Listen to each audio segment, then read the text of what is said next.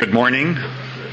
I'm Noel Latif, President of the Foreign Policy Association, and I'd like to welcome you to this conference on the future of the United Nations. This is a timely moment to ask diagnostic questions about the United Nations and its role at the very underpinnings of the international system. Significant reforms have been proposed in recent months, and we are fortunate to have with us this morning key players in this very important debate. I would be remiss if I did not acknowledge the excellent cooperation we have received from numerous permanent missions to the United Nations, but in particular I would like to acknowledge the support and very good cooperation we have received from the permanent mission of Japan. Our conference chairman is Michael REISMAN, who holds the Myers-McDougall Chair of International Law at Yale Law School and is one of the world's leading authorities in public international law. I am pleased to turn over the floor to Michael.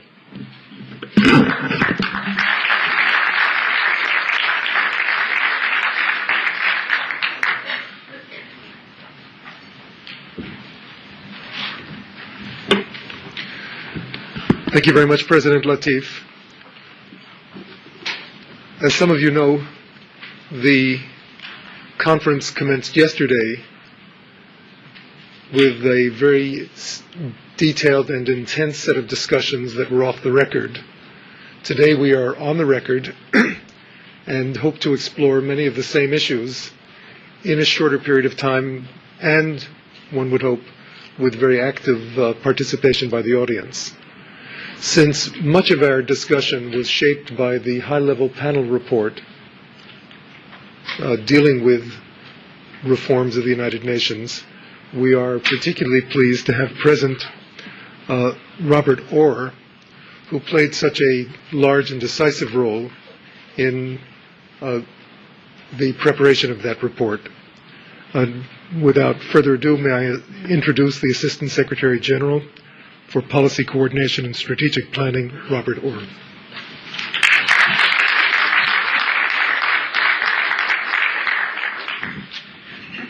Thank you. It's a great pleasure to be with you here today, in part because what is happening just a few blocks from here, both today and throughout the coming months, is of fundamental importance. And it is extremely encouraging to see this kind of group, this kind of crowd here today, because it shows that you understand the importance of what's happening there. And I will say that that is not a generalized phenomenon on a regular daily basis. So thank you for being here and for having me. I want to start with something today that I usually try to avoid. It's the three words that if you can duck, you do. Oil for food. I'm going to talk about the reform process and what's happening at the UN substantively. But we really do need to start by clearing the air and discussing just where we stand today. And a lot of where we stand today as an organization is related to oil for food. Anyone who opens up their New York Times this morning sees 3 people indicted on oil for food. It is very difficult for people to interpret what is happening on this oil for food question. And we won't know all the answers, I think, until Chairman Volcker has his final report over the summer. But we do know enough to know that this is very, very serious business. This is not a crisis of the Secretariat. It's a crisis of the entire organization and of its entire membership. It's not surprising to see that when these indictments come down, they're of nationals of virtually every country. If you look around the world, and as we get worked through this process, almost no one is left untouched. But it's also a crisis because it gets to the fundamental ways of working of the organization. This is not just a small managerial issue. This is not a question of one bad apple. It's a question of decision-making. It's a question of collective action. So it cuts to the core of what the UN is and its credibility. We may find that all of our worst fears aren't realized, and that Chairman Volcker may identify problems that are more discrete and are not, don't implicate everyone and don't make the organization be fundamentally questioned. But I think we need to be honest with ourselves that we need to be very prepared for whatever comes out in that report. What we know already is of great concern. Now, the Secretary General has said very clearly, everything within his purview, he will act decisively, and he has already shown a great willingness to do that. We're going to need equal seriousness from member states when it comes to dealing with the problems identified, because the blame here is going to be spread far and wide. Why do I start talking about oil for food when we're talking about a reform process that gets to fundamental issues of the day, from weapons of mass destruction and terrorism to economic development and human rights? I start there because it is fundamental that we understand now is the time for reform at the UN. This is not something that can wait. The organization does have a crisis on its hands, and it's a broad crisis, and the only way to deal with it is to deal with some fundamental reforms that are not just management in nature, though there are a series of management reforms already underway, but that is political in nature, that we address the credibility of the organization and its ability to deliver on the primary challenges of the day. I've been kind of known as the guy within the Secretariat who runs around and says, substance is salvation. You know, you don't spin your way out of one like this. There's a lot of serious accusations against the UN. What will save the UN is decisive action to reform and to take on the major issues of the day. There is no question the world needs the UN today more than it has ever needed. If you look at the 18 peacekeeping missions spread across the globe, touching every region, the needs are intense. If you look at the questions of terrorism, weapons of mass destruction, human rights, people debating genocide in Darfur, the UN and the need for collective action spans the globe and spans all the range of issues. But to do that, we need to move on multiple fronts at once. The international community has been stuck, and it's been stuck on virtually every set of issues we're considering this year. It's been stuck on fundamental security questions. It's been stuck on fundamental development questions. It's been stuck on fundamental human rights questions. It's been stuck on fundamental institutional reform questions.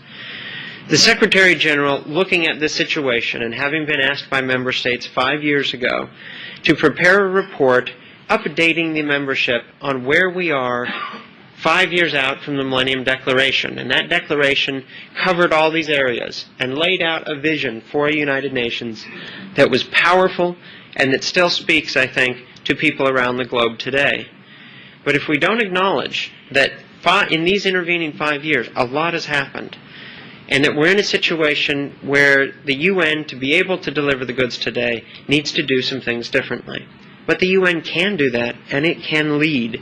A lot of the issues that are going to be discussed in September when all the heads of state come to New York are issues that we have, as I said, been stuck on, that we can unstick ourselves in the next 6 months. It is going to be intense, and I see some of the permanent representatives here that are going to have to carry us forward on this.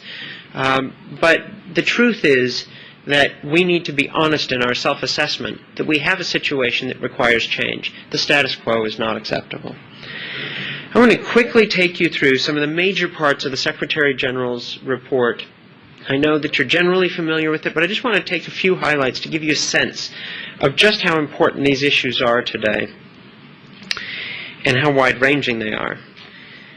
The Secretary General started his report on development intentionally. People think of the United Nations as fundamentally, they think of the first line of the Charter, to save succeeding generations from the scourge of war. Yes, that is what our job is. But what does it take to save succeeding generations from the scourge of war? It goes far beyond narrow boundaries of peacekeeping or matters military and political. We need to look at fundamental economic and social roots on everything. Development matters. Development is central to the human experience. We need to promote development on a global basis.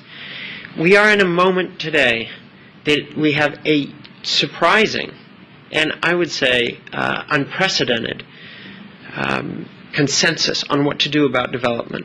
There have been debating schools of development for decades. How does a country develop? Where does it need to come from? What is needed from the outside? Today, more than ever, and especially over the last 5 years, there's been an incredible convergence on how to pursue development. But what are we lacking? If we've had a convergence that the Millennium Declaration set out some goals in the area of the Millennium Development Goals, everyone says and agrees this is an important first step. We need to meet the basics for everybody and sets out specific targets. Contrary to many expectations 5 years ago, we have made incredible progress through the Millennium Development Goals. Countries have mobilized their internal political will, their internal resources to do things like halve poverty, empower women, provide education to girls and boys that have never been in school before, provide health care. These basics, address HIV/AIDS, are the things that have motivated, as a package, have motivated countries